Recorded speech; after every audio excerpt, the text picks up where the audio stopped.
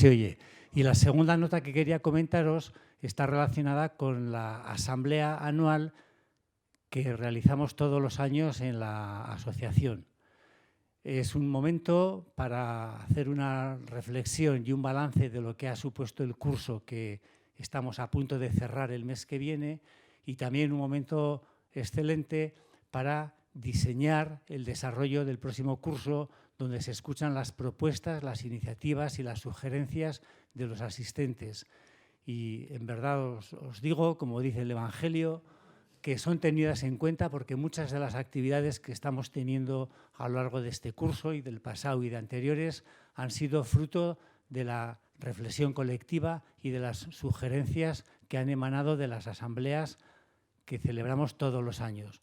Entonces, ya he hablado con el secretario de la asociación, José Donázar, y en la primera quincena de junio ya se comunicará por los medios ordinarios, ya lo recibiréis información, pero será en la primera quincena de junio, pasadas las elecciones, ya superadas las resacas electorales, donde nos juntaremos aquí para reflexionar y programar la 11ª edición de la Escuela de Ciudadanía, porque este año estamos poniendo el colofón y el punto final al 10º aniversario. Y ahora sí, dos notas simplemente sobre el ponente que nos visita esta tarde. Ricardo Feliu es doctor en Sociología por la Universidad Pública de Navarra y especialista en Sociología del Consumo.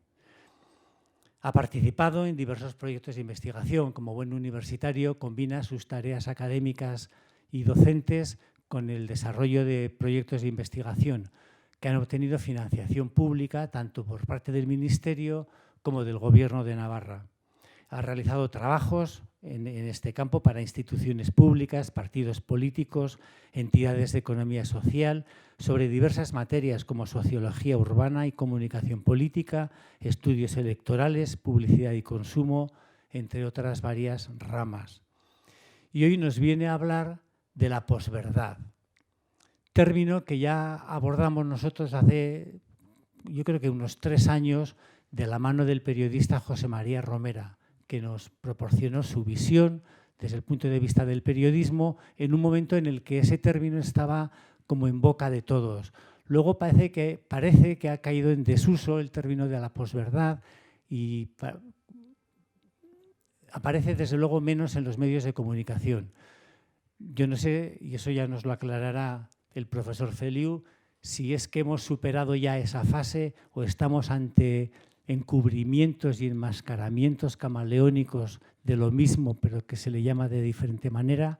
En fin, escuchemos pues la voz de los expertos, la voz de los que saben. Ricardo, pues cuando quieras tienes la palabra, un placer, estás en tu casa, eskerrik asko etortzeagatik, oso pozik gaude, gurekin egoteagatik, hitza da zurea.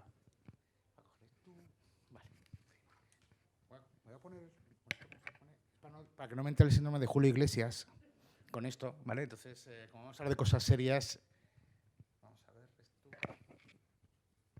Momento de tensión. ¿Será capaz el invitado de no hacer el ridículo? Bueno, vamos a ver. Bueno, no la vamos a jugar. Que como estamos aquí en familia.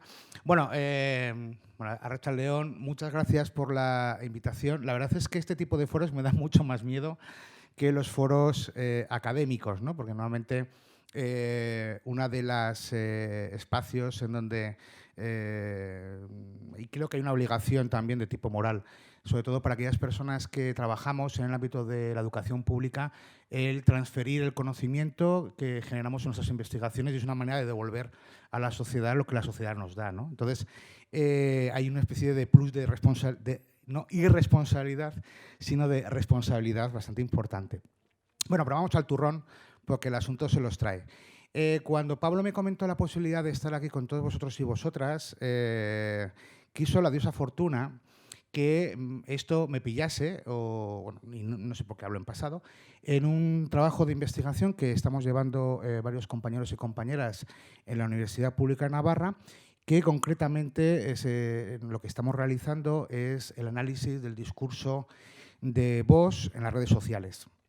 Por tanto, parte de lo que aquí voy a explicar en realidad se enmarcaría dentro de esa reflexión que los resultados de este trabajo de investigación, bueno, está en curso, nos está dando, ¿no? Yo la idea que tenía de la sesión de hoy es poner encima de la mesa una serie de cuestiones. Ya adelanto que no tengo respuesta, es decir, son cuestiones que están abiertas, son cuestiones que están relacionadas con aspectos, digamos, de ahora mismo en la actualidad y que no sabemos exactamente la historia esta cómo va a acabar, sobre todo porque en las últimas semanas, si habéis escuchado los medios de comunicación y un poco todos los debates que están generando en torno a la inteligencia artificial, que nos sitúa en un nuevo escenario diferente al que hasta ahora nos estamos moviendo, que es el ámbito de lo digital, el ámbito de las redes sociales y sobre todo su impacto en el ámbito social en general y en el ámbito político en particular. Yo un poco la sesión la había planteado, la exposición la había planteado como en tres partes. Una primera parte, una especie de reflexión sobre el concepto de posverdad, hasta qué cierto punto es un concepto novedoso o es un concepto de moda. Una segunda parte que tiene que ver justamente con el impacto en el ámbito más político que está teniendo este giro digital y también giro emocional en el cual nos ubicamos. Y luego un tercer escenario que es, bueno, ¿qué se puede hacer? Es decir, o qué son las medidas que se están implementando para luchar contra los efectos más indeseables de esto, pero también los límites y los conflictos que surgen a la hora de intentar regular todas estas dinámicas que nos encontramos, ojo, no solamente en el ámbito digital, sino también en el ámbito fuera de las redes sociales. Y aquí hay una cuestión que sí me parece importante plantear de entrada, que no podemos pensar lo digital, lo que se dice, ¿no?, lo de online y offline, como dos mundos diferentes. Al revés, lo que nos encontramos en la actualidad es que se produce un continuum. Es decir, todo lo que tiene que ver con la polaridad, todo lo que tiene que ver con los discursos de odio, todo lo que tiene que ver con planteamientos que van en contra de la convivencia, en realidad se están construyendo dentro y fuera. Por tanto, a la hora de abordar el análisis de las redes sociales, si solamente nos centramos en ellas y nos olvidamos de todo lo que en torno a ellas se está articulando, sería una mirada un tanto limitada. Pero vamos a empezar por el principio y vamos a empezar por definir qué es esto de la posverdad. Actualmente, cuando hablamos de la posverdad, es un concepto que lo relacionamos con el fenómeno de la desinformación, de las noticias falsas, de los bulos. Y en una primera aproximación, bueno, podemos aceptar, por ejemplo, esta definición que se planteó en el 2016 por parte del diccionario de Oxford, que ese año eligió esta palabra como la palabra de moda, y planteó ahí esta definición, ¿no? Aquello que denota circunstancias en las que los hechos objetivos son menos influyentes a la hora de conformar la opinión pública que las apelaciones a la emoción y a las creencias personales. Una definición que, como toda definición de diccionario, bueno, pues es correcta, pero se deja muchas cosas. Y lo que voy a intentar es plantear una especie de definición alternativa que recoja más elementos que se articulan en torno a esto de lo que llamamos, digamos, posverdad. Y un elemento que me parece muy, muy importante es la idea de la intencionalidad. Es decir, todo lo que tiene que ver con digamos, con los bulos, vamos a centrarnos en los bulos, es la idea de que existe una intencionalidad específica a la hora de su utilización, bien con un objetivo económico o bien con un objetivo político. Y esto ya nos plantea una situación en la cual no es lo mismo que yo, por ejemplo, escriba un tuit X, ¿vale?, que bueno, puede ser por una mera percepción de un acontecimiento, puede ser un error que yo haya cometido. No es lo mismo eso, ¿vale?, que, por ejemplo, campañas organizadas de desprestigio hacia personas, instituciones, organizaciones de todo tipo, en donde lo que nos encontramos es una auténtica industria de la mentira política, que se mueve muchísimo dinero y que, además, parte de ese dinero, y es la parte igual más dolorosa, viene de ciertas subvenciones públicas que están sufragando ahora mismo a medios de comunicación online que son protagonistas fundamentales en este tipo de dinámicas. Son diferentes. ¿Los dos técnicamente serían bulos? Sí, pero el impacto social, las repercusiones que van a tener van a ser completamente diferentes.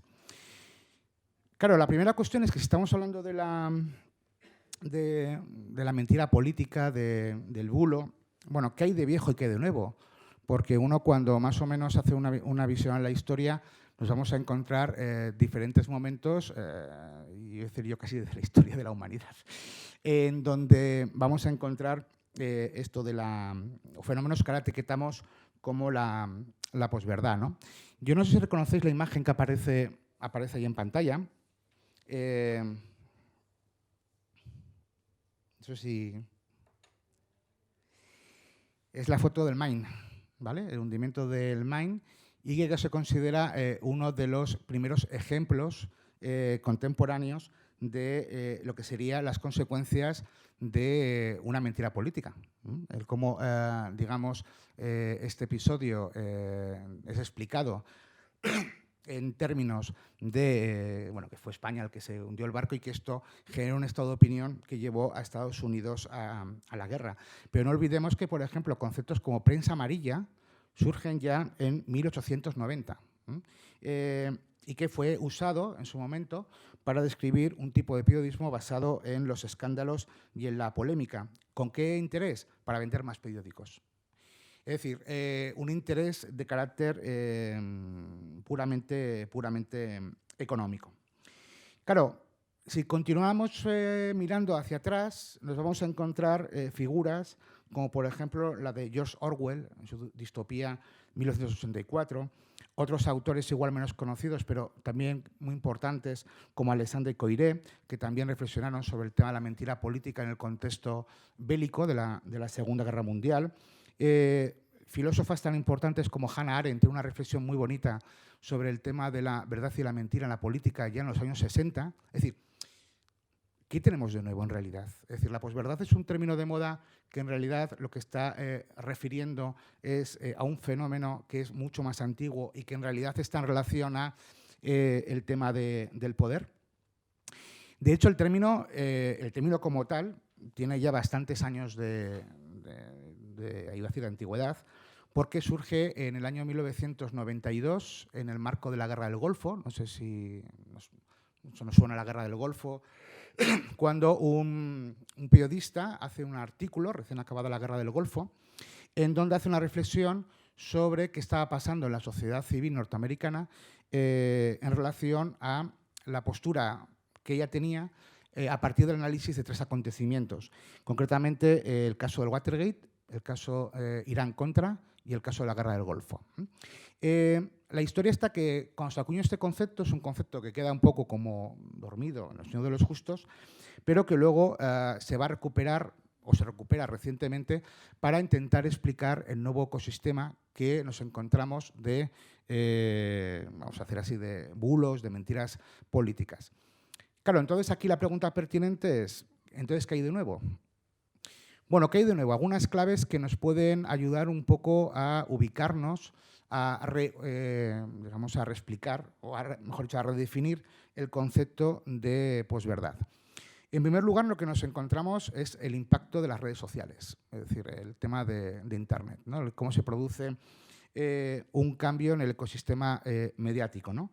Es decir, desde un escenario en el cual lo que nos encontramos es que la información era escasa, era de tipo jerárquica, con unos medios de comunicación escasos a los cuales tenían un cierto prestigio, una cierta referencia, y la información no circulaba, digamos, de manera centralizada.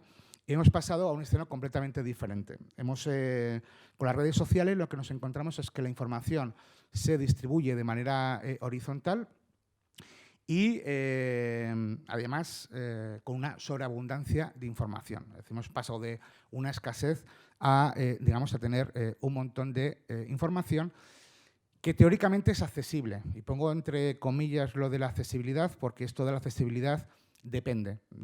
Sobre todo aquí entraría todo el tema de la transparencia a la hora de acceder a ciertas informaciones, pero bueno, en un principio lo que nos encontramos es mucha información que está circulando y en un escenario en donde las redes sociales se convierten, digamos, como fuente de información de referencia para amplios sectores de la población.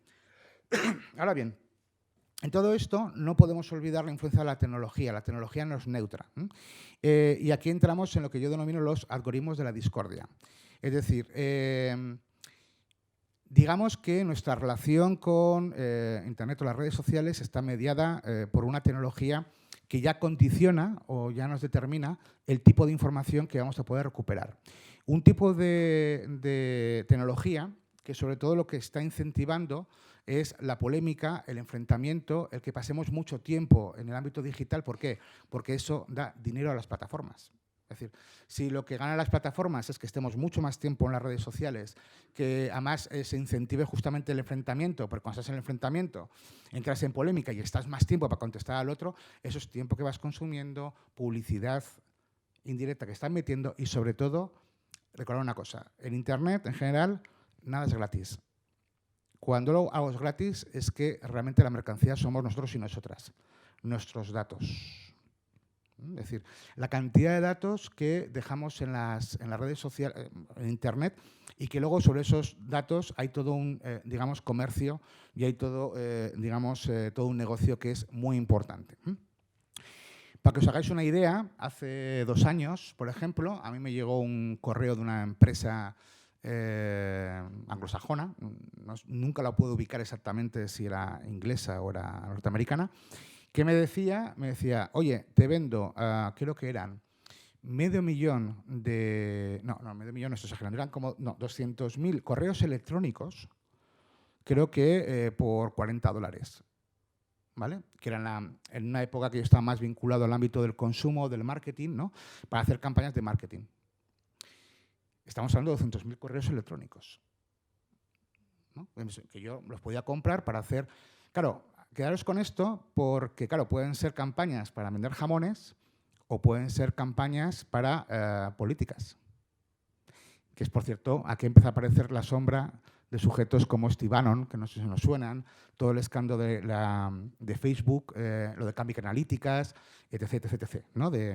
Por tanto, la tecnología no es neutra, la tecnología está condicionando qué tipo de relaciones podemos establecer en las redes y, sobre todo, un tipo de relaciones basadas en el enfrentamiento, digamos, en la polémica y que, además, eso beneficia a las diferentes plataformas.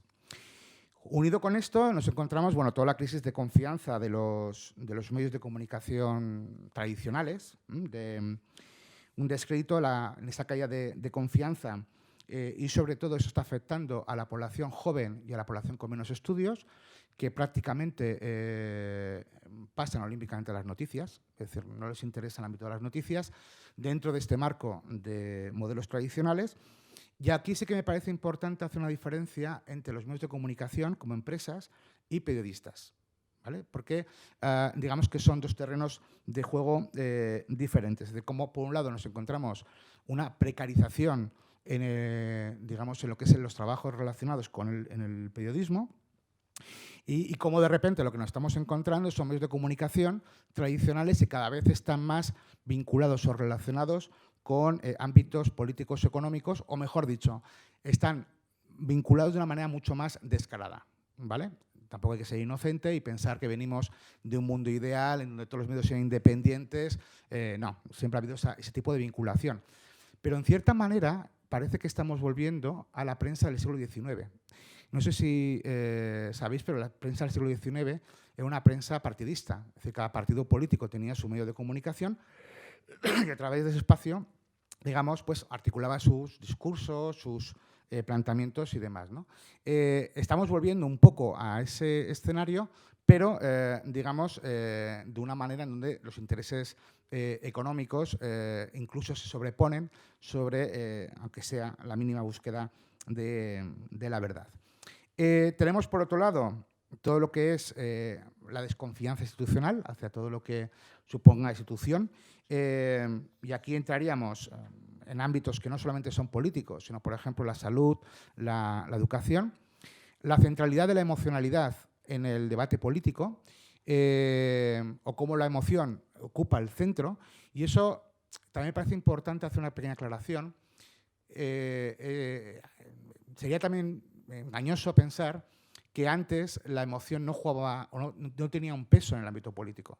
Pero desde el punto de vista de la legitimidad había, digamos, una posición en donde lo político se construía como algo racional, ¿no? Algo en donde a la hora de defender una tesis, una serie de ideas, se construía dentro de un tipo de mensaje que tenía que estar construido de manera racional, y lo emocional quedaba fuera. Lo emocional era en el ámbito prepolítico, lo emocional era un ámbito de los movimientos populistas o de los movimientos. Ahora todo eso, digamos que la emoción ha sustituido, digamos, parte de esa parte más racionalidad, y lo está invadiendo prácticamente todo el espacio. Y luego, por último, estaría todo lo que serían las razones epistemológicas, que voy a ir aquí muy rápido, porque nos llevaría un poquito a otro ámbito de debate, aunque luego lo podemos recuperar, que es una crisis de confianza en todo lo que tiene que ver con el conocimiento científico. Es decir, todo lo que tiene que ver con la búsqueda del conocimiento, siguiendo, digamos, un método, el método científico. Todo eso, digamos, como ha caído o ya no se considera como algo relevante, sino que se sustituye eso con la idea de la subjetividad, de la opinión, y digamos que los datos o que la información van a estar siempre en una posición subalterna en relación a esas experiencias subjetivas. Claro, cuando las diferentes encuestas a través de las cuales solemos medir, en este caso,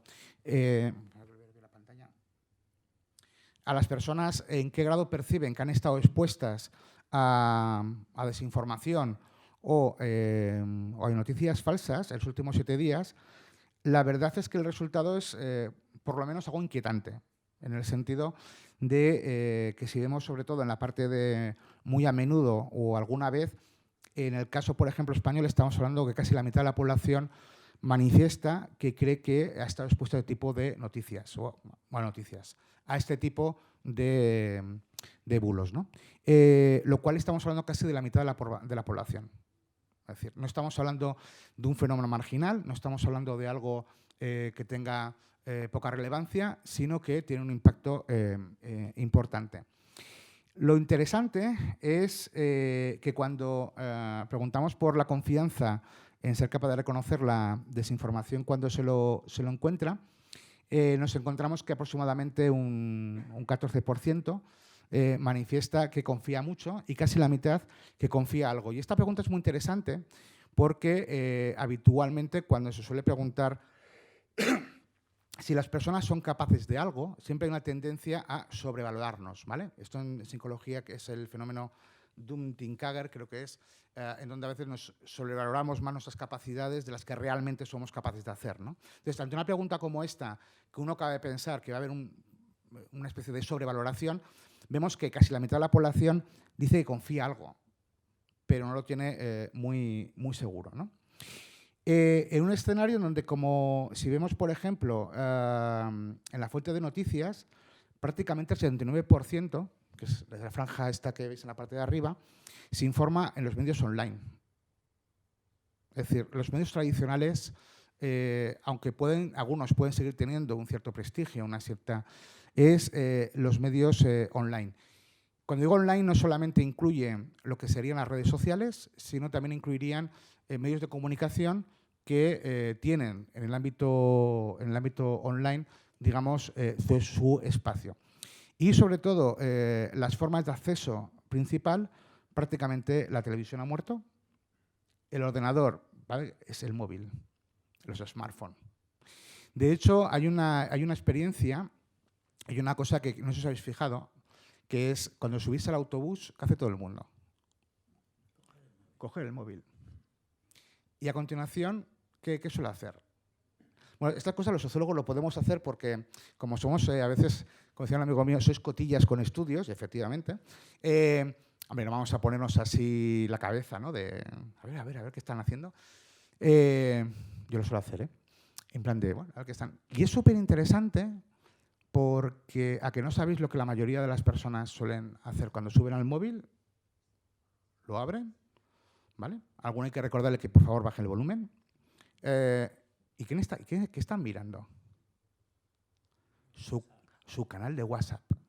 Ahora mismo el principal, espacio de intercomunicación ya ni siquiera son las redes sociales, tal como podemos entender de Twitter, es WhatsApp. Es WhatsApp. Es decir, ahora mismo Telegram, que sería la alternativa, está muy, muy por debajo.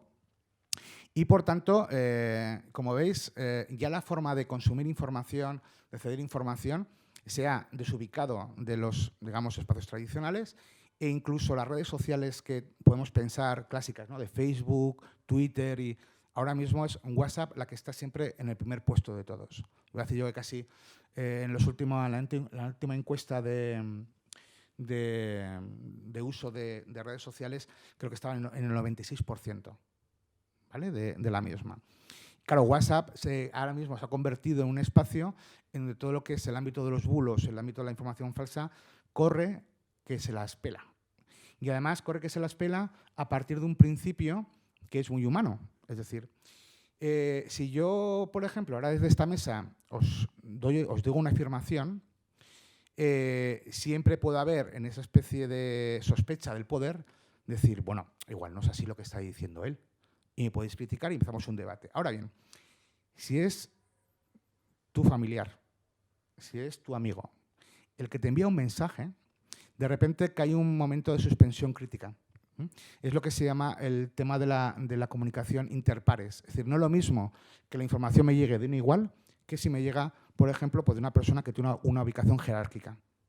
Y por ahí es uno de los espacios en donde está teniendo lugar uno de los principales vías de transmisión de muchos bulos y de mucha información falsa. Bueno, eso es un poco lo que os comentaba del interés por las noticias, ¿vale? Como prácticamente desde el año 2015-2022, aunque no todo el ritmo ocurre igual en todos los países, ¿vale?, pero quitando el caso de Finlandia, Holanda y Suecia, la tendencia es cómo el interés por parte de la población por las noticias va disminuyendo, va bajando. Y esto me parece muy interesante porque lo que se contrapone a esto, si esto lo cruzáramos con usos de Internet o las redes sociales, el incremento exponencial de yo quiero entretenerme en las redes sociales. Me lo quiero pasar bien. ¿Vale? En la parte, si queréis, de ocio lúdica.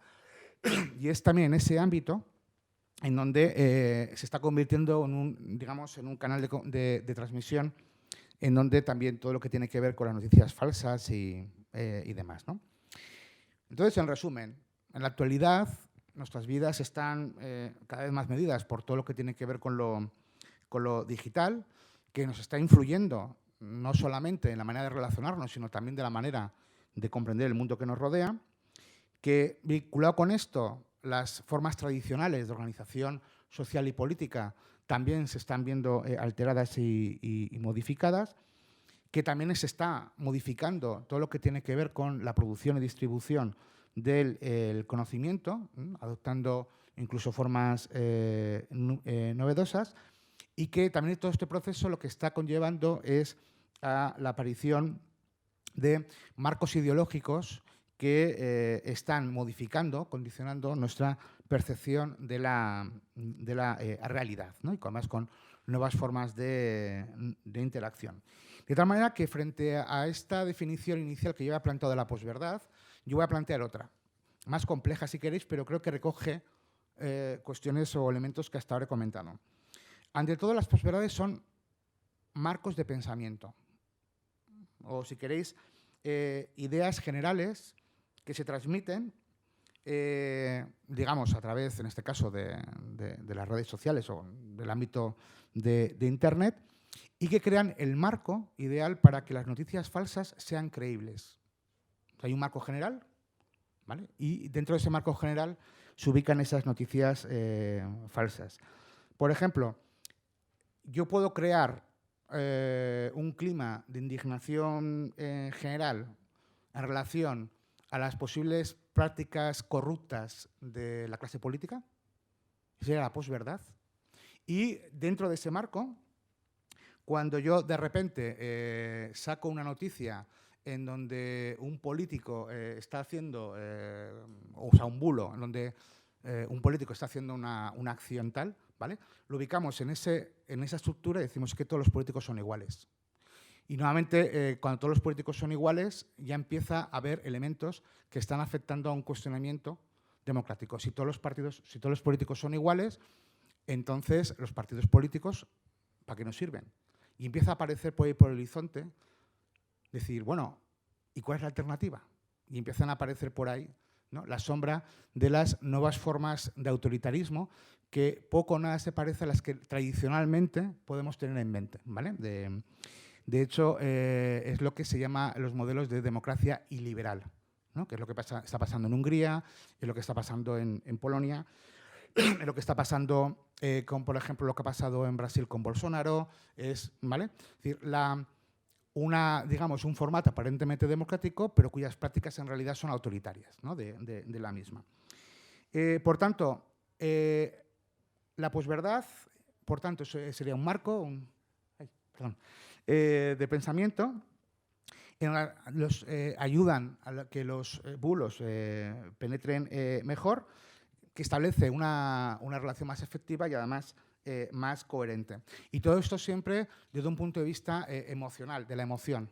Es decir, por ejemplo, siguiendo con la lógica esta, o sea, con el ejemplo de la corrupción, serán mensajes no de Pepito Pérez, ¿no?, pues ha cobrado una subvención de manera irregular, ¿no?, sino pueden ser mensajes como, ¿pero veis lo que están haciendo nuestros políticos? Y eso con alguna imagen espectacular, de tal manera que lo que están apelando es a una dimensión puramente emocional, a esa reacción de decir, joder, son todos una panda de cabrones, ¿no? Y no, digamos, a una reacción más, si queréis, no fría, pero sí racional, de, bueno, voy a ver si esto es real, no es real, ¿no? Sino, bueno, a ver, hay un ejemplo ahora mismo, he puesto el ejemplo de la corrupción, pero hay un ejemplo ahora mismo que es el famoso tema de la raya de cocaína de Pablo Iglesias. Vale, uno puede decir, hombre, Pablo Iglesias con la guitarra es peligroso, efectivamente, porque al chaval se sabe 2 canciones y cualquiera le dice que le toques una tercera que no. Fijaos, si pusiéramos ese mensaje completamente solo, diría esto. Qué absurdo es esto, ¿no? Pero claro, ¿cuál es la posverdad que se ha creado? Que, digamos, Pablo Iglesias es una especie como es como el anticristo, pero peor. Y al final hay todo un discurso, ¿vale?, en torno a digamos, a la figura de Pablo Iglesias o de Irene Montero, que fijaos, sin entrar en un debate político, ideológico, que sería lo racional, ¿qué es lo que propone, lo que dice, por ejemplo, Pablo Iglesias como planteamiento político? ¿O qué es lo que puede defender? Y entramos en un debate de ideas, que sería lo racional. Todo eso se abandona y automáticamente hay esa descalificación se crea la imagen de que, ya os digo, el día que se aparezca el anticristo nos vamos a dar una alegría. De tal manera que todo elemento de carácter como este, ¿no?, ya decía yo, es que este tiene que ser mala persona, ¿por qué? ¿No? Y cuando en realidad, si estáis entrando un poco en la noticia, es digamos, del neceser de Irene que estaba deshilachado, ¿vale? Que la fotografía tal como estaba tomada, ¿vale? Eso es la posverdad, ¿vale? Digamos, digamos, al enfrentamiento, en el sentido de enfrentar ideas, de discutir ideas, no, es yo anulo al otro, digamos, apelando a cuestiones puramente emocionales y me ahorro la discusión una discusión más de tipo racional, más fundamentada en ideas y demás, ¿no? Bien, y esto nos va a llevar exactamente entonces a cuál es la relación o el juego que se establece entre las democracia, la posverdad y la desinformación. Y un poco también en síntesis.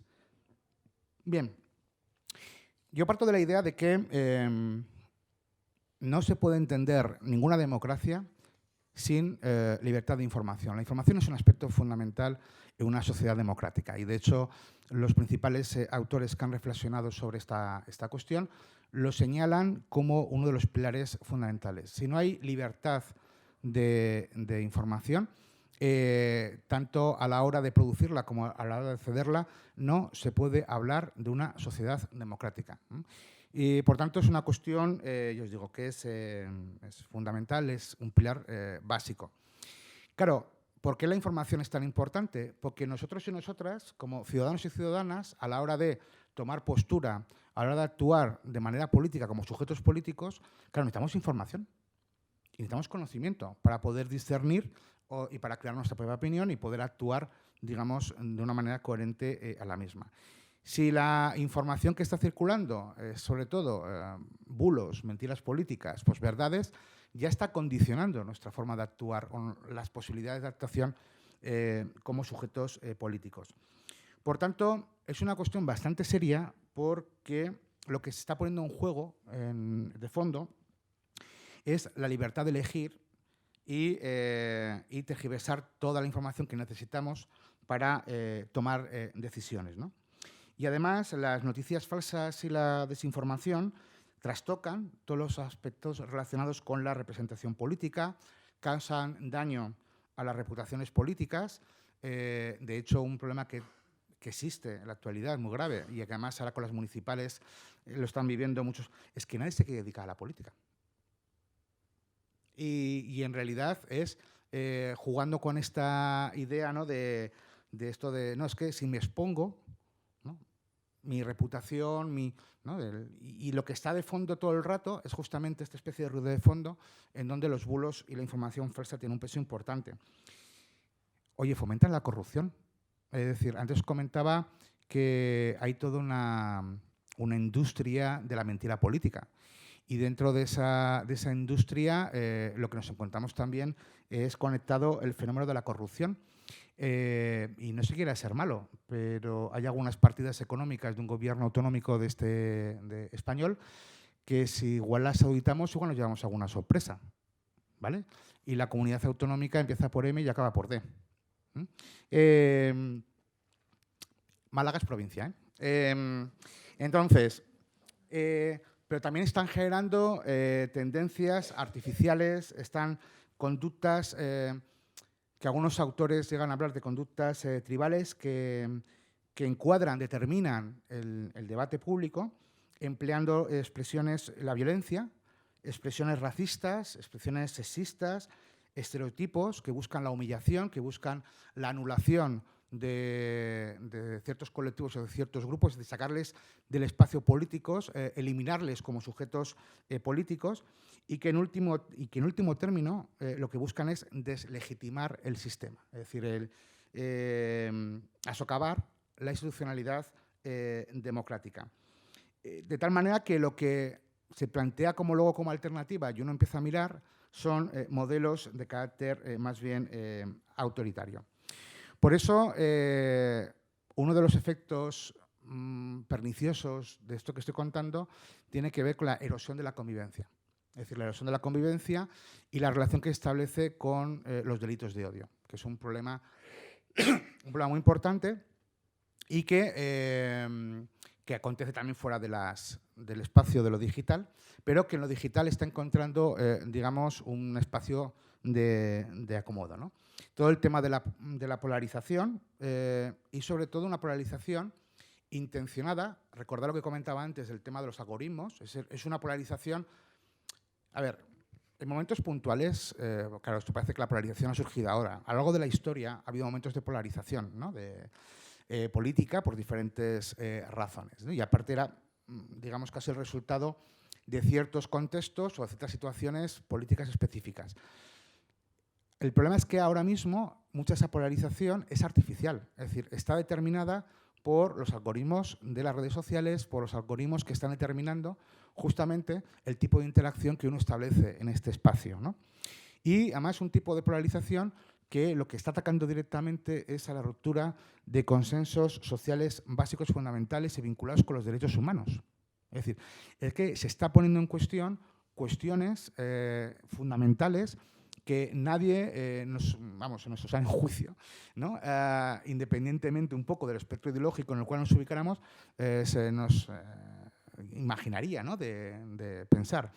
Pues ahora mismo justamente el cómo se juega, se tensiona con buscando esa ruptura, de tal manera que uno tiene la sensación de que estamos en un momento en el cual un pensador, Carl Schmitt, no sé si os suena, el de la dialéctica enemigo-amigo, es entender la política en términos dialécticos de amigo y enemigo, y que, por tanto, lo que se plantea es, digamos, lo que es el enfrentamiento como la máxima expresión, digamos, de la política. De hecho, Carl Schmitt tiene la famosa frase de que la guerra es la política hecha por diferente modo, ¿vale?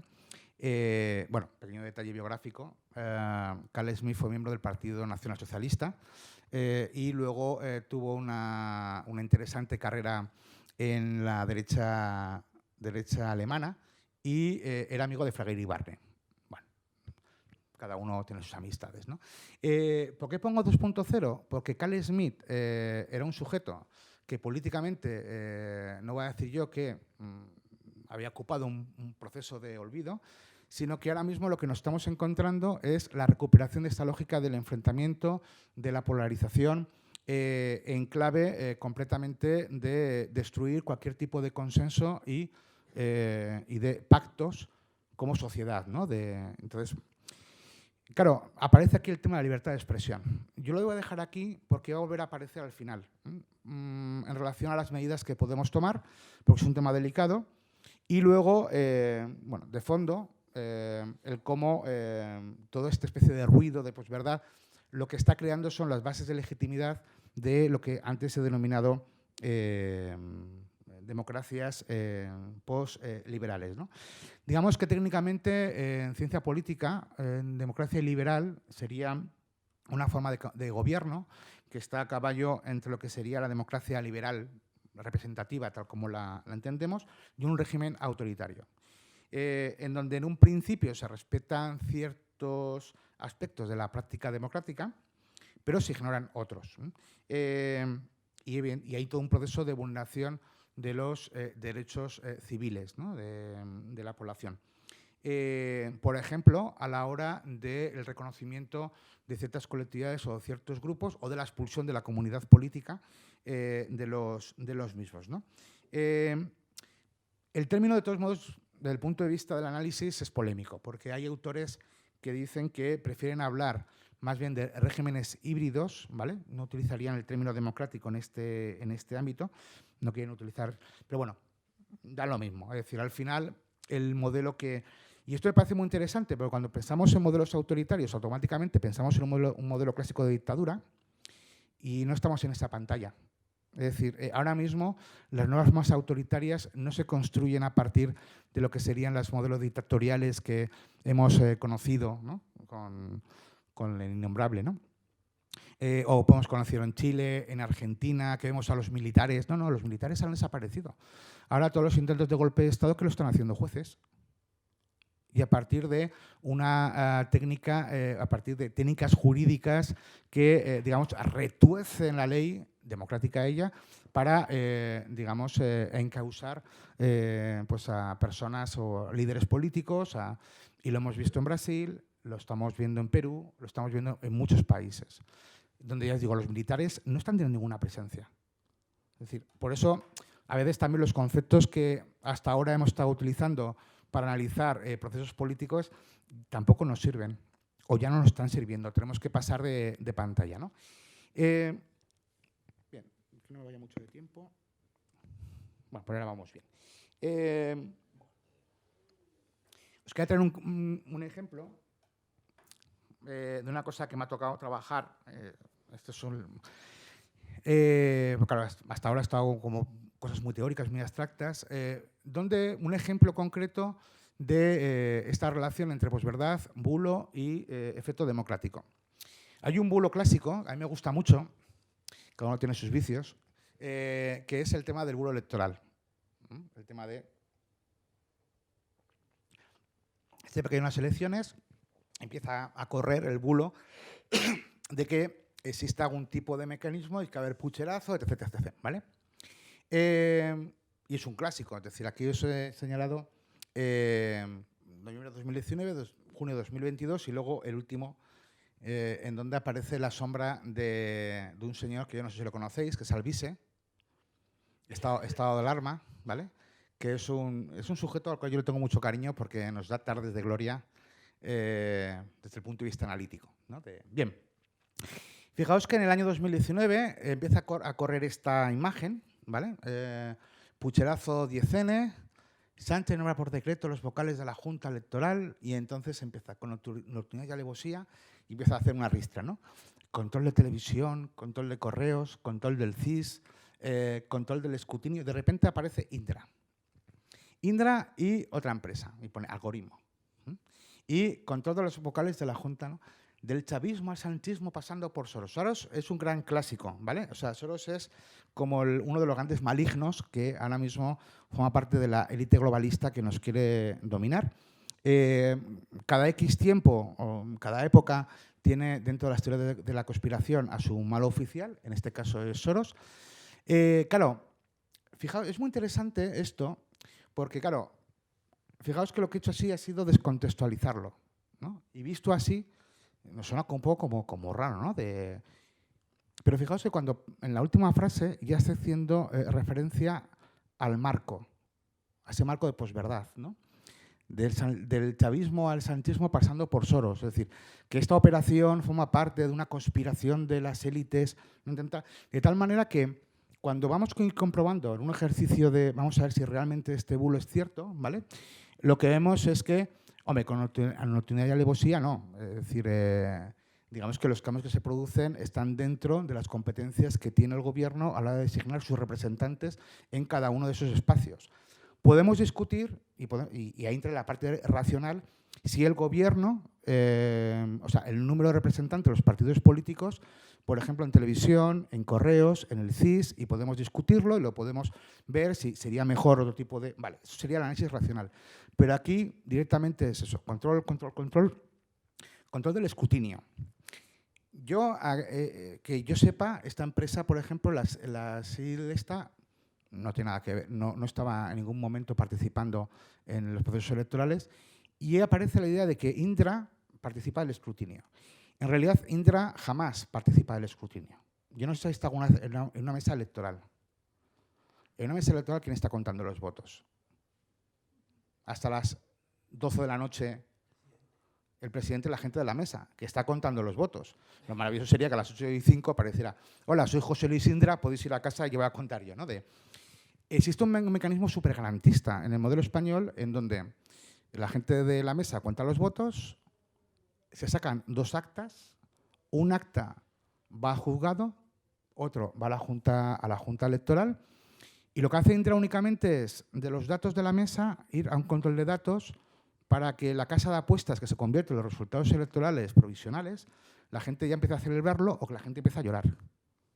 Punto. Y son provisionales, porque en realidad no son los datos definitivos. Los datos definitivos se publican 3 días después, cuando la Junta Electoral se junta y va mesa por mesa cogiendo las 2 actas y comprobando que los datos coincidan. Es decir, que los datos que vienen del juzgado y que los datos que les han llegado a ellos de cada mesa coincidan. Y no solamente que no coincidan, sino que se suman los votos de aquellas personas que residen en el extranjero. Pero es que además en ese proceso están todos los partidos políticos y se resuelven, digamos, las disputas que pueda haber por parte de las denuncias de los partidos políticos. Por cierto, y es un acto público. Puede ir cualquier persona a ese proceso, ¿vale? Y ahí Indra ni corta ni pincha. Es decir, Indra lo único que hace es la noche electoral, los datos... Por tanto, esto no tenía ningún tipo de sentido, pero ya entraba en la idea esta de, bueno, como Pedro Sánchez es un sujeto maligno, va a hacer todo lo posible para dar un puchazo para mantenerse en el poder, ¿vale? Bueno, hasta aquí todo normal. Junio de 2022, ¿vale? Otra vez vamos con el tema de Indra. Esto es muy interesante porque este tipo de bulos que circulan por la red no desaparecen, sino quedan, es como a veces como los virus, ¿no? Algunos virus que se quedan como agazapados y cuando aparece la oportunidad vuelven a salir, ¿vale? No es esa especie de guadiana que nos... En este caso, un abogado que utiliza un truco muy interesante, que es, fijaos, apela a un diario, El Mundo, pero fijaos, solamente pone el titular. Y por cierto, el titular incompleto. No aparece el cuerpo de la noticia, no podemos contextualizar exactamente cuál es el contenido de la noticia. Ojo, y lo que nos estamos encontrando últimamente es que nos empezamos a encontrar con fakes por parte de algunos grupos en donde sustituyen las manchetas de los diarios para hacer pasar por ciertas noticias que no lo son.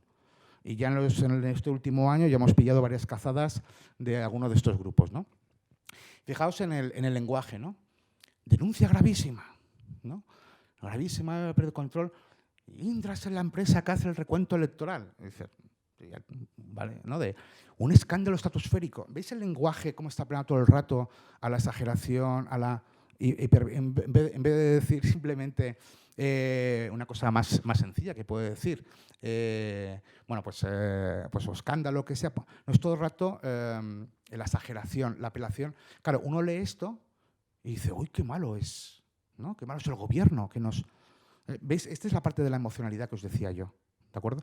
Porque luego, cuando vamos otra vez a ver si esto es verdad, claro, lo que dice la normativa electoral y el procedimiento electoral y el contrato que Indra tiene firmado con el gobierno es muy claro. Es decir, que no establece ningún género de dudas.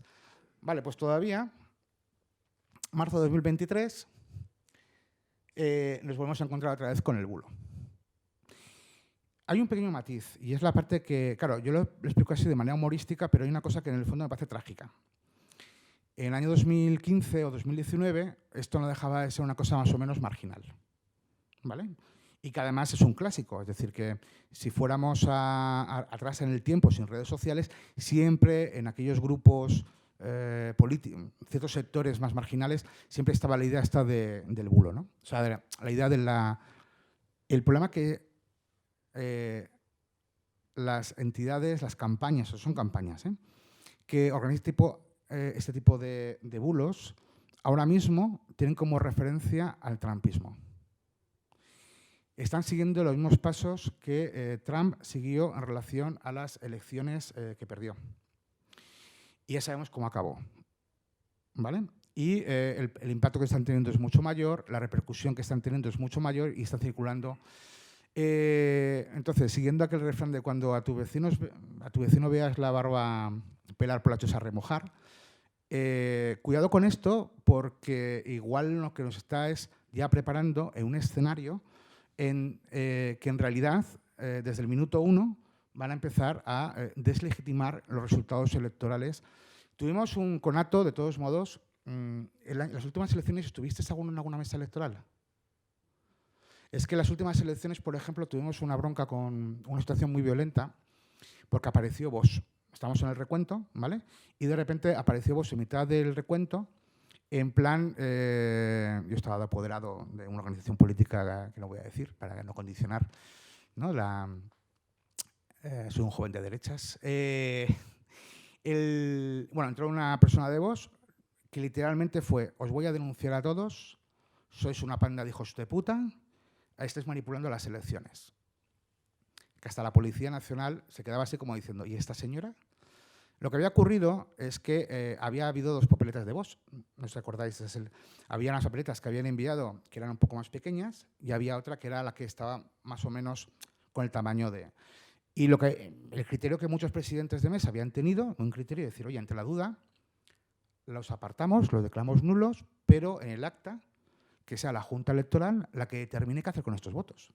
Porque no tenemos ningún tipo de criterio, no tenemos... Era un caso de... Voy acabando, es que esta es la arma que he puesto. Y a la señora le estuvimos explicando por activa y por pasiva la ley electoral. El presidente de mesa, algún apoderado, todo esto además es una situación súper violenta, súper desagradable, que además rompía un poco con, digamos, un ambiente que había más o menos de buen rollo, ¿no? Entre la gente de los diferentes partidos. Bueno, bien. Y luego nos enteramos, porque bueno, de repente uno de los apoderados dice, oye, que está la policía que está apuntando todos los resultados electorales de las mesas. Es decir, cuando termina el recuento, el resultado se coloca en la puerta de la mesa electoral. Y había un policía apuntando. Oye, que esto no es muy legal. Me quedo así. Y claro, cojo al policía y le pregunto, oye, ¿pero qué está pasando? Y dice, no, ¿sabes lo que pasa? Es que estos han presentado una denuncia en Pamplona, nos han pegado un telefonazo de la comisaría y nos han dicho que tenemos que apuntar todo esto de... Eso en las últimas elecciones, en donde Vox en realidad en Navarra no tenía apenas ningún... el escenario ahora mismo es diferente, ¿vale? Y con intensidad ese tipo de campañas. Si en las anteriores elecciones, estando, digamos, una situación tan pequeña, la estuvieron liando en varias mesas electorales, vamos a ver qué pasa en las próximas elecciones, ¿vale? Y son cuestiones que ya implica que tenemos que estar vigilantes. Y ya para... esto es una cosa muy rápida. Siempre que lleguéis a un tweet y veis este tipo de direcciones, es un bot. ¿Veis que ahí pone VTHORD? Es un bot. Es decir, es algo que no existe. Es un bot creado por esta industria de la mentira política para replicar automáticamente mensajes, ¿vale? Y que jugando con la lógica del algoritmo, siempre hay alguien que le va a contestar y en el momento que le contesta ya se crea, digamos, un vínculo y ya polémica, el algoritmo favorece y de repente tiene una expansión. A este le pillamos a tiempo, ¿vale? Acaba de empezar. Pero siempre que vea ese tipo de @VHTOR, no sé qué, no sé cuántos, es un voto, ¿vale? Es algo que no existe y que se utiliza justamente para la propaganda. Bueno, muy rápido. ¿Qué podemos hacer? Bueno, hay diferentes acciones políticas. Me gusta mucho todo lo que son, me parece muy interesante las iniciativas de verificación, ¿vale? De la misma, pero hay una cosa que me está preocupando, que es el tema de la libertad de expresión. ¿Por qué? Porque, bueno, esto hay mucho debate, pero ya no estamos encontrando algunos gobiernos, de esos que decía yo, y liberales, que están utilizando todo el tema de excusa de las noticias falsas para atacar la libertad de expresión en los países, diciendo, bueno, esta es la mejor manera de controlar los contenidos de lo que se dice en la red y, por tanto, nos estamos empezando a encontrar situaciones de censura con la excusa del control de los contenidos de este tipo de... ¿no? Aunque yo, para cerrar, me quedaría con una reflexión que me parece la más brillante, más interesante, que es de una periodista que es Marta Peinano, no sé si la conocéis, que es una periodista que se dedica al tema de la información y el tema digital, y que dice lo siguiente, y con esto cierro ya la dicotomía entre la libertad de expresión y la calidad de la información, en realidad es un cuento, es mentira. Es un cuento que usan las plataformas digitales para evadir responsabilidades y proteger sus intereses comerciales. El problema no es un problema de libertad de expresión.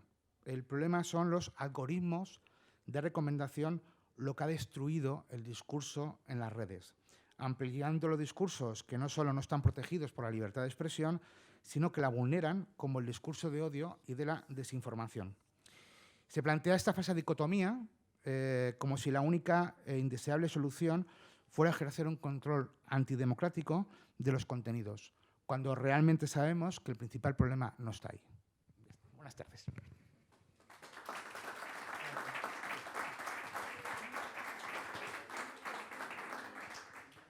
Bueno, gracias, Ricardo. La verdad que has expuesto algunas ideas que son inquietantes.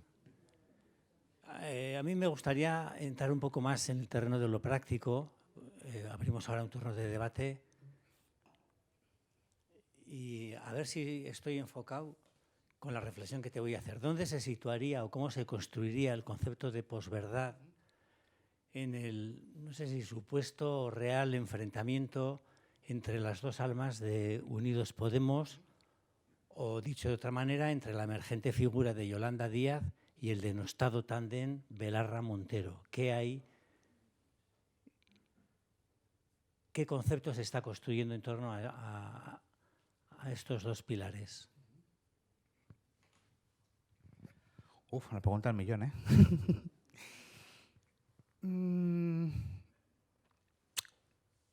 La verdad que tendría que pensar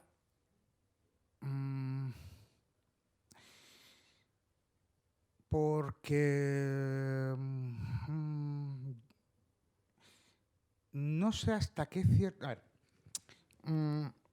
en el caso de... Claro, estamos en esto de un enconamiento político fuerte ahora mismo, pero yo creo que no ha llegado la sangre al río. ¿En qué sentido? En el sentido de entrar ya en la parte de los bulos, de las mentiras políticas. Es decir, lo que te encuentras son palabras igual más altas que la otra. Sí que es cierto que, aunque pensamos siempre que todo lo que tiene que ver con los bulos, los bots, es un espacio de la ultraderecha, que es, digamos, donde más presencia tiene, sí que evidentemente los partidos políticos tienen sus pequeños ejércitos de guerras en las redes, ¿no? Y que cada uno está moviendo sus posiciones. Lo que pasa es que todavía yo creo que no hemos llegado al punto en el cual se podría hablar eso de bulos, de mentiras políticas, sino, bueno, de un enfrentamiento en donde uno de los problemas que yo estoy observando es no tanto el enfrentamiento en sí, sino que el tipo de debate que yo puedo establecer en las redes sociales es un tipo de debate que en el fondo conlleva el enfrentamiento a la violencia. Es decir, yo puedo discutir contigo, pero si lo discutimos personalmente, aparece un elemento que se llama la empatía, la presencialidad, que de alguna otra manera no de... Pero ¿qué tipo de interacción podemos establecer en las redes sociales en el cual los mensajes que escribimos son planos? Que hemos tenido que inventar los emoticonos para transmitir, ¿no? Claro, frente a la riqueza del lenguaje, frente a la figura retórica, frente a, digamos, las diferentes formas de decir las cosas que verbalmente podemos articular y que podemos modular, claro, en las redes sociales eso no. Entonces, yo lo que me estoy encontrando muchas veces es debates que en el fondo lo que están pecando, aparte de, por ambas partes, a veces la sensación de no pensar 3 veces lo que vas a escribir, sino justamente el pecado, perdón, como si esto fuera una cosa religiosa, el tema de las consecuencias de que son textos planos, ¿no? Y empiezan todo el tema de los equívocos y las tensiones. Pero yo no creo que lo ubicaría en el ámbito, ya te digo, porque no me he encontrado en el ámbito de los bulos o en esa clave que yo más o menos he intentado explicar. Ahora bien, que me está metiendo muchísimo ruido, evidentemente, que está siendo aprovechado por estos actores políticos. Bueno, pues esto es como todo conflicto político de esto, ¿no? ¿Cómo va a acabar? No tengo ni idea. Bueno, se me había olvidado darte las gracias por la presentación que has hecho. Vamos a dar paso al auditorio, que tenemos, seguramente que hay alguna pregunta interesante que realizar. Por ahí está Jauna Arena. Vamos a hacer un par de preguntas o 3, las agrupamos, luego respondes un poco en conjunto para que pueda dar tiempo a que participe más gente. Por ahí hay una. ¿Hay algún otro que tenga pensado intervenir? ¿A la una? Ya veo otra mano por ahí, la de el profesor. No me acuerdo ahora el nombre, pero Jauna, tienes la...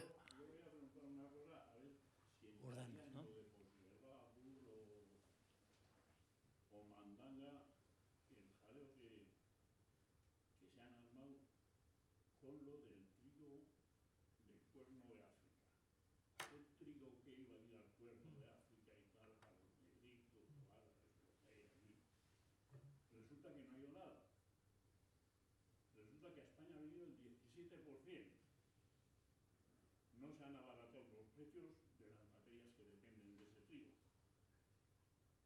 En Polonia y en Hungría están con una bronca impresionante porque a los aldeanos los han hundido en la miseria, porque están vendiendo a precios de dumping.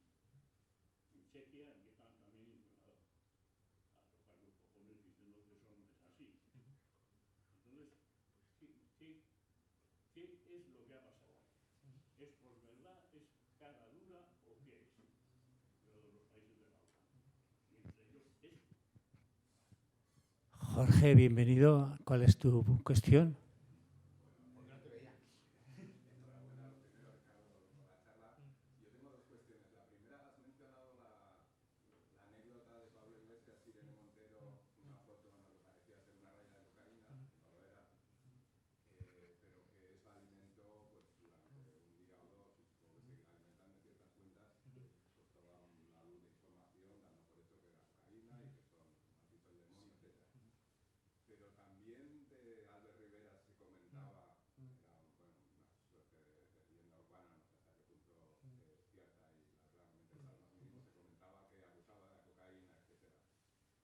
ese contexto eran las cuentas de izquierda las que más, insistían en esa hipótesis, vamos a decirlo así.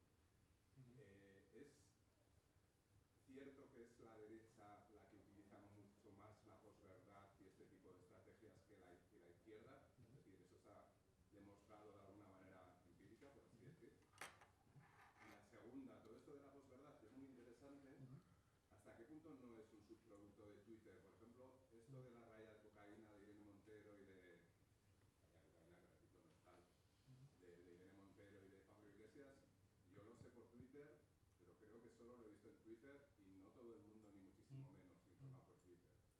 Entonces, ¿hasta qué punto esto de la posverdad, que tú lo decías al principio, no es tan viejo como la historia del mundo y en el fondo no es un subproducto más bien minoritario? Lo que ocurre es que por lo que sea ha tenido éxito, digamos, en la esfera mediática barra intelectual, pero en el fondo todo ya está inventado y seguimos como seguíamos siempre.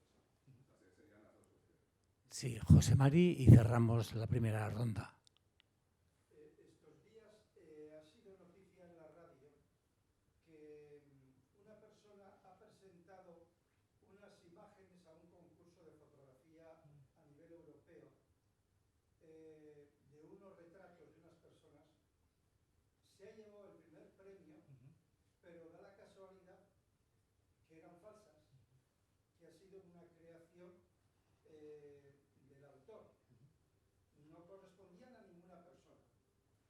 El autor declaró que eran falsas porque su objetivo era ver cuál era la reacción hoy en día, pues tanto de la entidad como de los medios.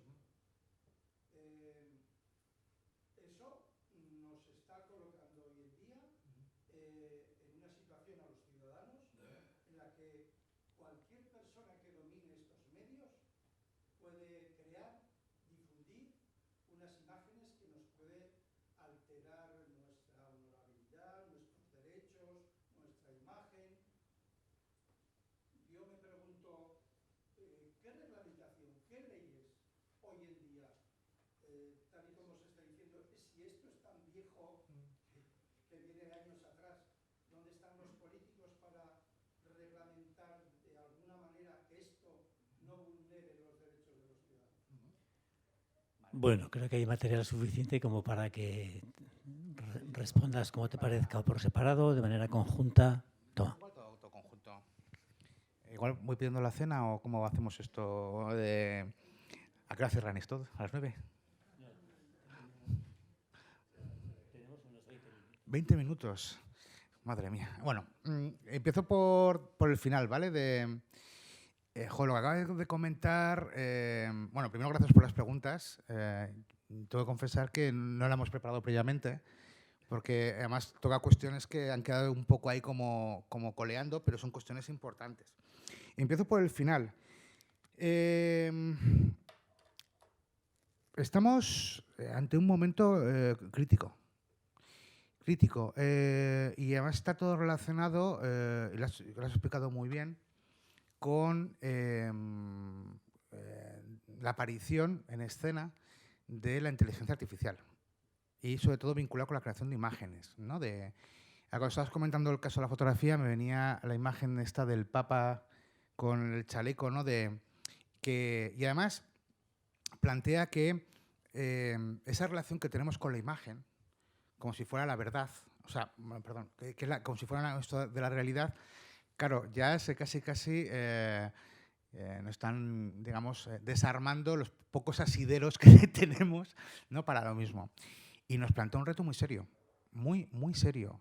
Porque fíjate que lo que, más o menos, de algún modo un tanto pedestre, que no me ha dado tiempo a explicar, los países han ido creando legislación justamente para luchar contra las noticias falsas, ¿no?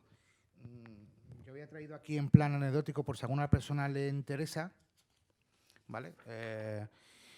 La Fiscalía General del Estado, una circular que emitió a todos los tribunales en relación justamente a cómo abordar el tratamiento penal de las fake news. Y ya tenemos 2 personas condenadas, no sé si sabéis la noticia, ya tenemos 2 personas condenadas por difusión de noticias falsas de bulos por Internet. Aunque ya digo que la parte de la legislación a mí siempre me da un poco de miedo, tal como está planteando, en el sentido de que a ver si también estamos entrando en tensión con un derecho fundamental como es la libertad de expresión, y hay algunas regulaciones, algunas medidas que a mí no me acaban de quedar muy claro, ¿no?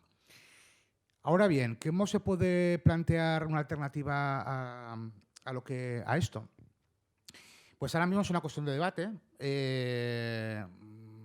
en donde fundamentalmente, por un lado, está el tipo de exigencias que se les va a plantear a las plataformas digitales, por un lado, que son las que difunden, pero luego también a las digamos, entidades, a las empresas. No olvidemos nunca la dimensión económica. Es decir, ahora estamos jugando, si queréis, ¿no? Pero esto luego tiene una proyección económica. Elon Musk ya ha anunciado que va a montar una empresa de inteligencia digital diferente al chat GT, que es un poco el que ahora está en, ¿no? O sea, hay pasta detrás. Por un lado estaría el tema, la responsabilidad de las empresas, pero luego el empezar a plantear nuevas formas de contrastar, digamos, algún tipo de software, algún tipo de programa que nos permita detectar justamente ese tipo de operaciones, ¿vale? Aunque yo personalmente, y lo voy a decir aquí en Petit Comité, soy muy pesimista. O sea, en ese tipo de procesos, porque tengo la sensación todo el rato de que se está yendo más deprisa que la capacidad de control. De hecho, fijaos, está yendo más deprisa que los mismos actores implicados más importantes en todo esto. Lo que han pedido es una moratoria. Italia ha prohibido, digamos, la aplicación del uso del chat, ¿no? Claro, pero cuidado, porque podemos decir, ¡jo, qué guay, va a prohibir esto! Ojo, porque la lógica de Italia es una lógica en la cual se articula más en la lógica de la democracia iliberal, es decir, de ir a por los contenidos, que os decía antes, que no ir directamente hacia las plataformas, hacia los actores que facilitan este tipo de... Entonces, yo ahí sí que soy pesimista. Ojalá me equivoque, pero... Y claro, esto, por ejemplo, ahora mismo sé que está siendo motivo en la Interpol de una especie de reunión de urgencia, porque el problema ya no es ver al Papa con sino todo lo que es la cibercriminalidad. Es que estamos hablando de suplantación de identidades. Estamos hablando de campañas de desprestigio a partir de sacarnos o crear imágenes en situaciones o en contextos en los cuales jamás hemos participado. Por tanto, nuevas formas de extorsión, nuevas formas de chantaje, nuevas formas de campaña de desprestigio personal. Y ahora mismo, digo, en el caso de la Interpol, ahora mismo están como súper viéndolas venir porque no se tienen ni los medios, ni los recursos, ni la preparación. Y es todo el rato la sensación eso de que eso está yendo se está yendo más rápido de lo que nosotras podemos manejar y podemos, digamos, controlar. Y no me quiero poner en plan así apocalíptico, pero hay momentos que pienso que esto va a acabar con la película Terminator. Que parece muy exagerado, pero bueno, aunque bueno, las personas que me conocen como Jorge saben perfectamente que tengo una tendencia siempre al pesimismo existencial. Por tanto, tomarlo esto como una especie de reflexión de un pesimista, ¿vale? Es decir, con esto no quiero que salgamos de aquí de repente, la vida no tiene sentido, todo es un... No, pero sí que soy consciente un poco de que la cosa se está saliendo de madre, ¿vale? ¿Qué dos preguntas más bonitas? Porque además tocan dos cuestiones centrales, las que has planteado, Jorge. El tema de la posverdad como un subproducto de Twitter. Efectivamente, a ver, hay un fenómeno que no lo he explicado. Bueno, Twitter, para empezar, está muerto ahora mismo. Twitter, de hecho, cuando analizamos la evolución de las diferentes redes sociales, Twitter está en caída libre y todo esto gracias a Elon Musk. Y de hecho, la última que ha organizado, prácticamente lo que está haciendo es una estampida que no os podéis llegar a imaginar. En Twitter, de todos modos, había un principio que era el de Las Vegas. Es decir, lo que ocurre en Twitter se queda en Twitter. ¿vale? Y muchas veces, muchas de las polémicas o muchos de los debates muy pasionales y demás se quedaban en Twitter, no tenían ningún tipo de repercusión fuera de lo que ahí ocurría, ¿no? Es decir, en esos debates muchas veces uno creía que había protagonizado el debate del siglo y en realidad estábamos 4, ¿vale? Y no pasaba de ahí. Claro, cuando estamos hablando de campaña de desinformación, lo importante no es tanto lo que se puede generar en Twitter, sino establecer una conexión, proyectar lo que ahí ocurre en otros espacios de difusión más masiva. Esto, por ejemplo, lo vio claramente Trump cuando, bueno, más que Trump, porque Trump tampoco es que Steve Bannon, en la preocupación de crear medios de comunicación online que de alguna otra manera lo que hicieran fuera como de replicadores de lo que se decía en Twitter. Porque lo que se podía decir en Twitter o en Facebook, en realidad no tenía, digamos, un impacto real, ¿no? Y de repente empiezan a crear, por ejemplo, ¿cómo se llama? No me acuerdo de la empresa de Bannon, pero, por ejemplo, el cómo llega a un acuerdo con Fox News.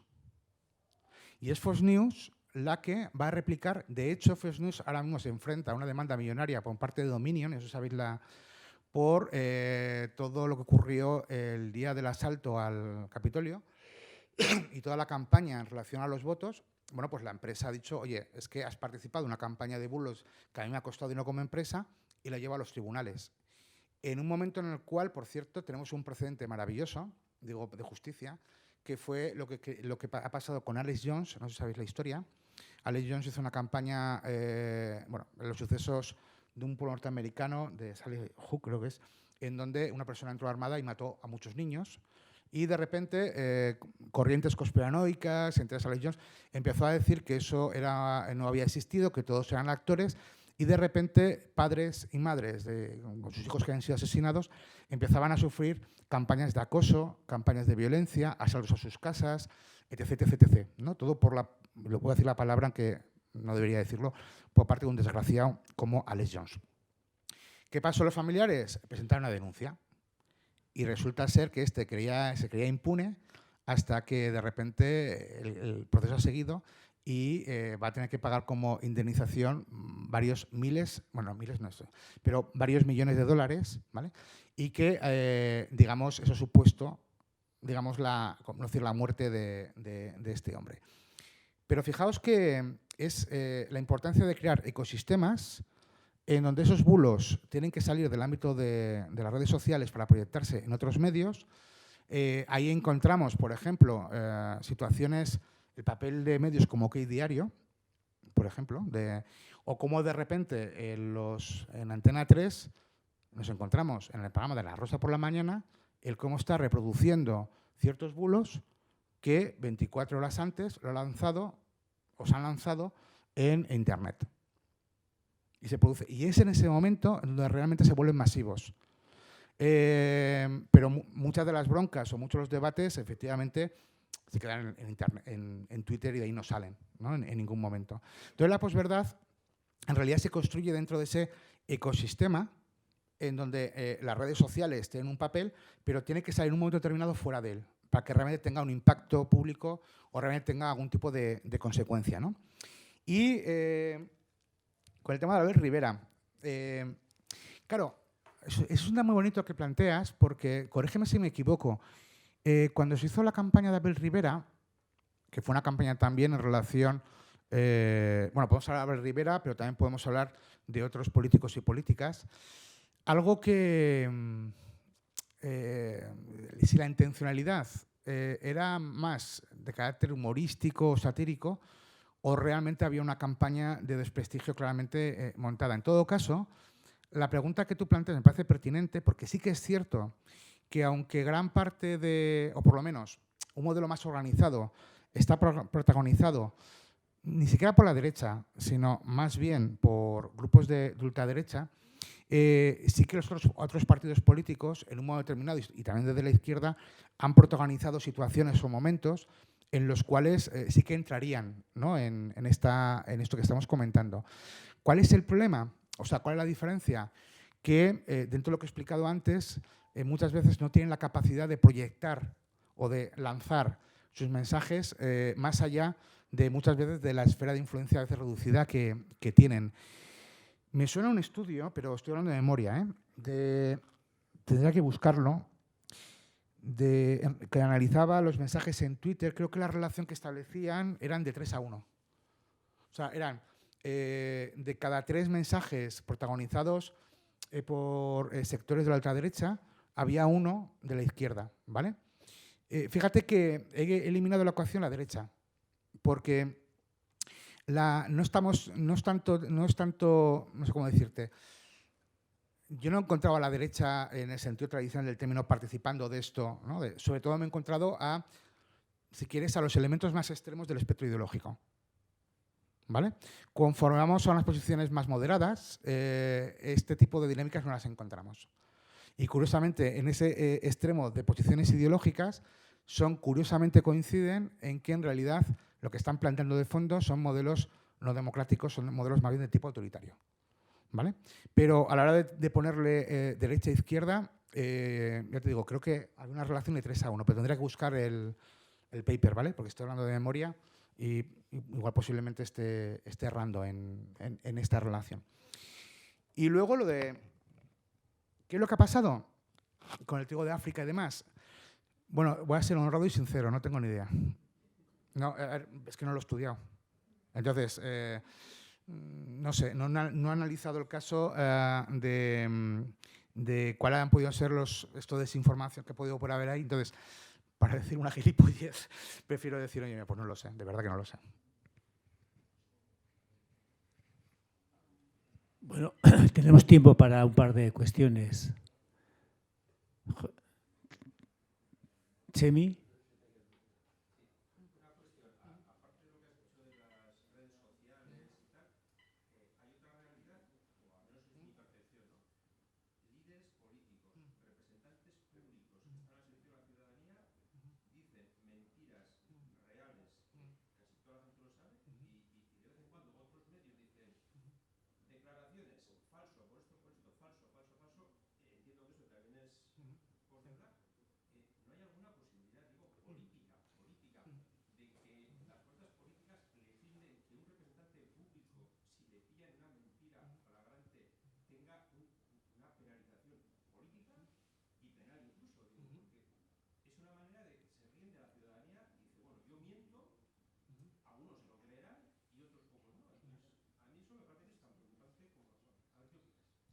Espera, una última cuestión, porque si no ya cerraríamos el turno.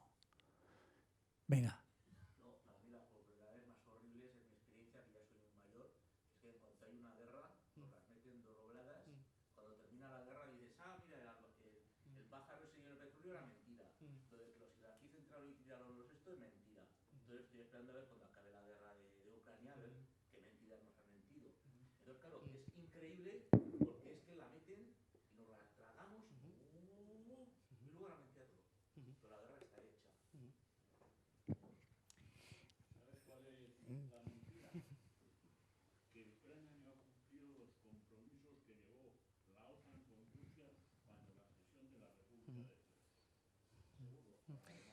Había un refrán que decía que la primera víctima de la guerra es la verdad. Pero esto, desgraciadamente, es una constante en la historia de la humanidad. Uno cuando lee los textos clásicos de Herodoto y dice... 10 minutos. Joder, vamos empezando por Herodoto, tenemos como 3.000 años ahí para correr. Siempre ha habido la idea esta de la posverdad como relato legitimador vinculado con el poder, ¿no?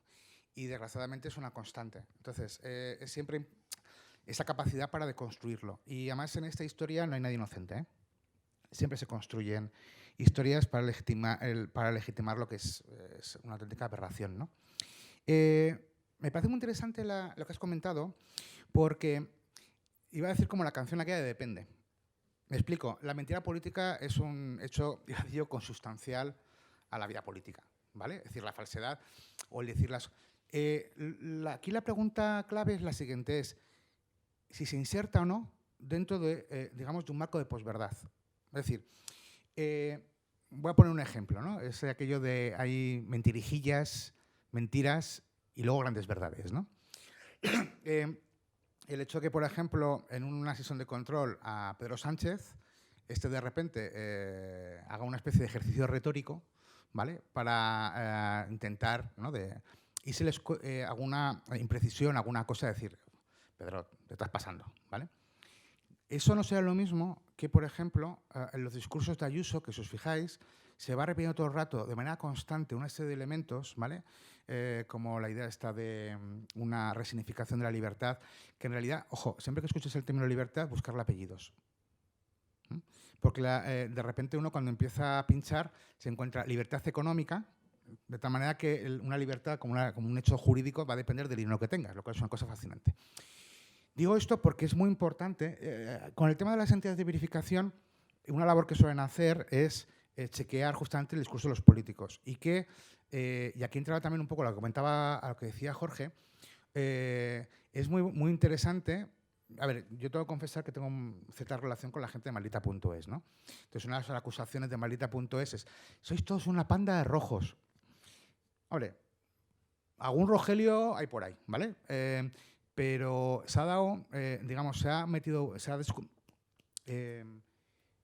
desarmado discursos de toda la gente del espectro político. O sea, de Pablo Iglesias, de Yolanda Díaz, de Pedro Sánchez, de Rajoy cuando estaba. Es decir, se ha desmontado a todo el mundo. Ahí la clave siempre es si estas mentiras o estas falsedades se ubican en un relato mayor, en esta de la posverdad, o bien son, digamos, como, bueno, pues pasear al paso con pequeñas mentirijillas.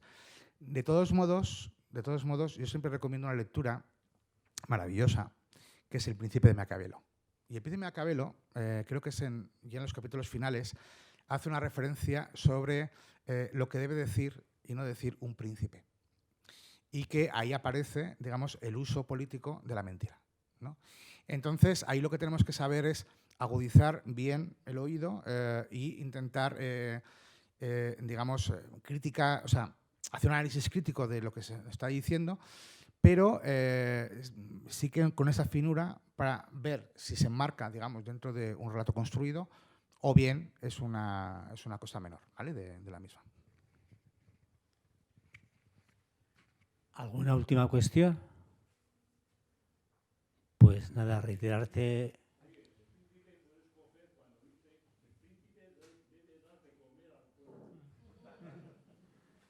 Nada. Reiterarte el agradecimiento y emplazaros a todos los demás a la próxima charla, que será el 16 de mayo, con la presencia de 3 mujeres investigadoras en ciencia y tecnología de la Universidad Pública. Muchas gracias, Ricardo. Ha sido un placer.